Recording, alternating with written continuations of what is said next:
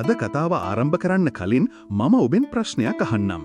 මේ දූපතේ මිනිස් වාසය කොපමණ ඈතකට දිව යනවා කියලාද ඔබ හිතන්නේ? බොහෝ දෙනෙක් පවසන්නේ එය ක්‍රිස්තු පූර්ව 543 දී විජය කුමරුගේ පැමිණීමත් සමග ආරම්භ වූ බවයි. එය අපේ ආරම්භය පිළිබඳ ජනප්‍රවාදගත මතයයි. ඔබ පාසලේදී ඉතිහාසය හොඳින් ඉගෙන ගත්තා නම් වංශකතාවල සඳහන් වන යක්ෂ සහ නාග ගෝත්‍රිකයන් ගැන මතක් කරගෙන මේ කාලය තවත් වසර කිහිප දහසකින් ආපස්සට ගෙන යන්නට ඔබට පුළුවන්. නමුත් සැබෑ පිළිතුර තිබෙන්නේ මීට වසර 50,000කටත් ඇතැම් විට වසර ලක්ෂ 5කටත් එපිට අතීතයකයි. ඒ කතාව ආරම්භ වන්නේ රජකුගෙන් හෝ වංශකතාවකින් නොවේ. ලංකාවේ දකුණු වෙරළ තීරයේ විසිරි තිබුණු ගල් ආයුධ කැබලි කිහිපයකින්.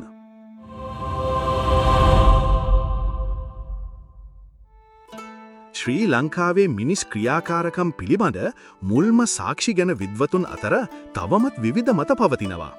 ඇතැම් පර්යේෂකයන් පවසන අන්දමට විවිධ ස්ථානවලින් හමු වූ ගල් ආයුධ වසර 1,25,000ක සිට ලක්ෂ 5ක් දක්වා ඈත අතීතයකට දිව යනවා.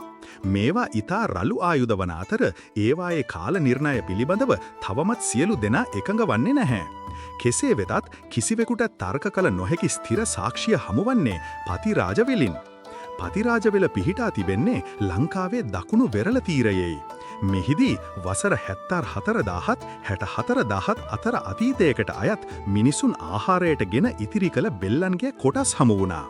මෙය ලංකාවෙන් හමු වූ පැරණිතම වෙරළබඩ ජනාවාසයයි. මීට වසර 60,000කටත් එපිට අතීතයේදී කවුරුන් හෝ මේ වෙරළේ ඇවිදිමින් මුහුදෙන් ආහාර සොයාගෙන තිබෙනවා. ඔවුන් මෙහි පැමිණියේ කොහොමද? අපි කලින් කතාංගයේ කතා කළා වගේම අයිස් යුගයේදී මුහුදු මට්ටම පහත බැසීම නිසා ඉන්දියාවත් ලංකාවත් අතර ගොඩබිම් පාලමක් නිර්මාණය වුණා. අප්‍රිකාවෙන් නික්මී දකුණු ආසියාව හරහා සංක්‍රමණය වූ මුල්ම හෝමෝ සේපියන්ස් මානවයන් ඒ වියලි ගොඩබිම දිගේ ඇවිදගෙන ඉන්දියාවේ සිට ලංකාවට ඇතුළු වුණා.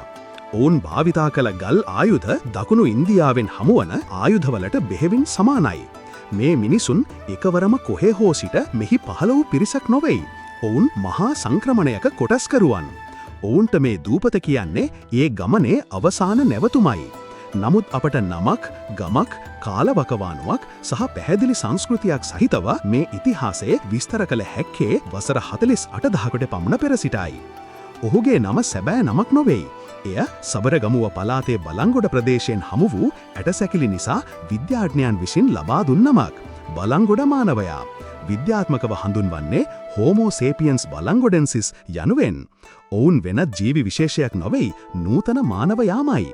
නමුත් අද ජීවත්වන අපට වඩා ඔවුන්ගේ ශරීර ස්වරූපය පැහැදිලිවම වෙනස්. ලංකාවේ ප්‍රාග් ඉතිහාසය ගැන විද්‍යාත්මක කාලරාමුවක් සකස් කළ ආචාර්ය සිරාන් දැරණියගල මහතාට අනුව බලංගොඩ සංස්කෘතිය වසර 40,000ක සිට වසර 5,000ක දක්වා කාලය පුරා පැතිර තිබුණා. එය වසර 35,000ක අති විශාල කාල පරිච්ඡේදයක්. සසඳා බැලුවහොත් විජය රජුගේ සිට මහනුවර රාජධානියේ අවසානය දක්වා අපේ ලිඛිත ඉතිහාසය වසර 2300ක් පමණයි. ඔවුන් පෙනුමෙන් කෙබඳුද? එය අනුමානයක් නොවෙයි. අප සතුව ඔවුන්ගේ අස්ති සාක්ෂි තිබෙනවා. ඔවුන් සම්පූර්ණයෙන්ම නූතන මිනිසුන් වුවත් ඔවුන්ගේ ශරීරයේ තිබූ මේ වෙනස්කම් ඇසිවුණේ ඔවුන් ජීවත් වූ රළු පරිසරය සහ ඔවුන් ගෙවූ ජීවන රටාව නිසයි. මේ සම්බන්ධයෙන් ඇමරිකාවේ කෝනල් විශ්වවිද්‍යාලයේ සිදු කළ පර්යේෂණවලින් තහවුරු වුණේ ඔවුන් අපට වඩා වෙනස් පෙනුමක් තිබුණත් ජානමය වශයෙන් ඔවුන් අපිම බවයි.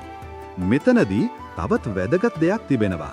බලංගොඩ මානවයාගේ ඇටසැකිලිවල මිනුම් සහ හැඩය සසඳා බැලීමේදී ඔවුන් සහ අපේ රටේ වර්තමාන ආදිවාසී ජනතාව හෙවත් වැද්දන් අතර ඉතා සමීප ජීවවිද්‍යාත්මක සම්බන්ධයක් ඇති බව හෙළි වුණා.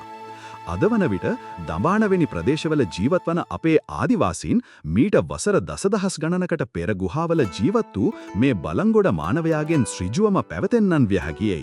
එය වසර දසදහස් ගණනක් පුරා නොසිඳී පවතින ජානමය සම්බන්ධතාවක්. ඔවුන් ආහාරයට ගත්තේ මොනවාද? ඊට කෙටි පිළිතුර සොයාගත හැකි සෑම දෙයක්ම. බලංගොඩ මානවයා එක් ආහාරයකට පමණක් සීමා වුණේ නැහැ. ඔවුන් වනාන්තරය සහ වෙරළ තීරය ගැන ඉතා ඉහළ දැනුමක් තිබූ දඩයම්කරුවන් සහ ආහාර රැස් කරනන්. ගුහාවලින් හමු වූ සාක්ෂි අනුව ඔවුන්ගේ ආහාර වේල ඉතා විවිධයි. මුවන්, වඳුරන්, ඉත්තෑවන් සහ ගුළුබෙල්ලන් ඔවුන්ගේ ප්‍රධාන ආහාර වුණා. වනාන්තරයෙන් සොයාගත් වල්දෙල්, වල්කෙසෙල් මෙන්ම වල් වී වර්ගත් ඔවුන් ආහාරයට ගත්තා.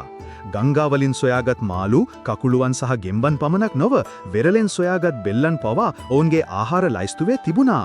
මෙයින් පෙනෙන්නේ ඔවුන් අසරණව ආහාර සෙවූ පිරිසක් නොව තමන්ගේ පරිසරය ගැන හොඳින් දැන සිටි පිරිසක් බවයි.